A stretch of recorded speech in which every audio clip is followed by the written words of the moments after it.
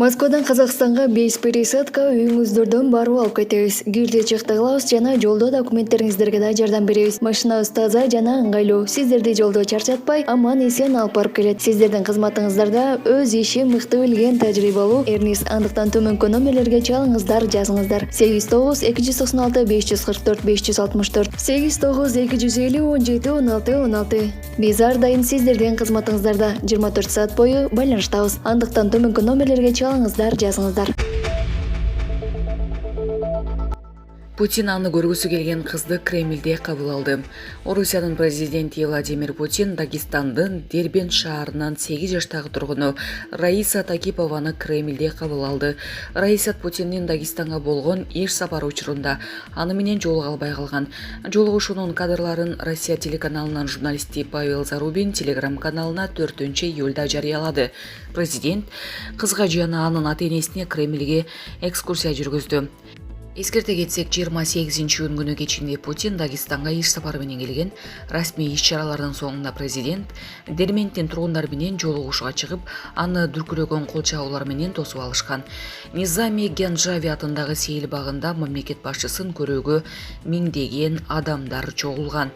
Кийинчерээк интернетте жарандардын көптүгүнөн Путинди көрө албай ыйлап жаткан кыздын видеосу пайда болгон. Ал Раиса Такипова болуп чыкты. Ал известия кезине берген маегинде Кремлге барууну жана президентти көрүүнү кыялданарын айткан.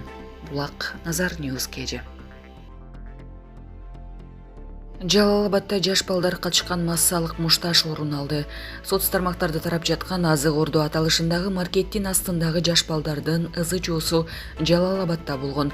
Бул тууралуу бүгүн 5-июлда Жалал-Абад облусунун ички иштер башкармалыгынан билдиришти. Буга чейин соц тармактарда колдоруна темир көтөргөн балдар көчөдө ызы-чуу салып жаткан видео тараган.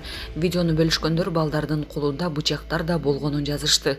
Облустук милициянын маалыматына ылайык каталган окуя 2-июлда Жалал-Абад шаарындагы супермаркеттердин биринин жанында болгону белгилүү болду. Азырынча окуянын катышуучулары жана себептери аныктала элек. Учурда иликтөө иштери жүрүп жатканы айтылды. Булак Супер кежи. Быйылкы жылдын 6 айында 60-тан ашык жашы жетилик бала сууга чөгүп каза болду. Бул тууралуу Ички иштер министрлигинен маалымдады. Маалыматка ылайык жайык эс алуунун башталышы менен балдардын коопсуздугун камсыз кылуу өзгөчө актуалдуу маселелердин бири. Укук бузуулардын алдын алуу боюнча негизги тапшырма өспүрүмдөр менен иштөө инспекциясына берилген.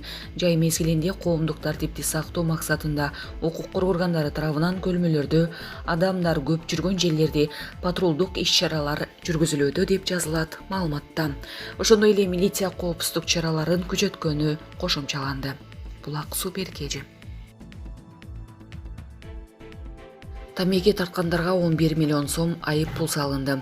Жыл башынан бери милиция кызматкерлери тарабынан коомдук жайларда тамеки тарткан адамдарга карата 11118 протокол түзүлгөн. Бул тууралуу Ички иштер министрлигинин басма сөз кызматы билдирди. Маалыматка ылайык тамеки тарткан жарандарга 11 миллион 118 миң сом айып салынган. Ички иштер министрлигинин медициналык башкармалыгы тамеки тартуунун зыяндуулугу жана анын кесепеттери тууралуу түшүндүрүү иштерин жүргүзүүдө. 3700 ар түрдүү брошюралар, буклеттер даярдалды. Тамеки тартуунун адам организмине тийгизген терс таасири боюнча лекциялар, сергек жашоо образы боюнча актуалдуу темалар боюнча сүйлөшүүлөр болууда. Жыл башынан бери Ички иштер министрлигинин бөлүмдөрүнүн кызматкерлери тарабынан өспүрүмдөргө мыйзамсыз тамеки сатуу фактылары боюнча 28 протокол түзүлүп, дүкөндөргө 42 миң сом айып салынган деп айтылат мекеменин маалыматында. Булак Назар Ньюс кежи. Германияда автоунаанын эшигин катуу жапкан жарандар үчүн айып пул төлөө милдеттендирилди. Бул тууралуу чет элдик басылмалар жазып чыгышты. Маалым болгондой, немис өкмөтү жарандардын тынч жашоосу жана транспорт каражаттарынын керексиз ызы-чуусун көзөмөлдөө үчүн ушундай аракетке барган. Эми унаанын эшигин катуу жапкандар 80 евро, 8 миң сом айып пул төлөйт. Ошондой эле жүк ташуу же жүк түшүрүү учурунда ызы-чуу салууга тыюу салынат. Шаардык кеңеш бекиткен токтомго ылайык мындай жобо мотоцикл жана мопеддердин ээлерине дагы тиешелүү. Эми алар турак жайлардын алдына чейин аталган унааларын айдап келе албайт жана аларга унаалардын сигналын ашыкча колдонууга болбойт. Маалыматка ылайык, эрежени бузгандарга катаал чаралар көрүлөт. Булак Супер Кежи.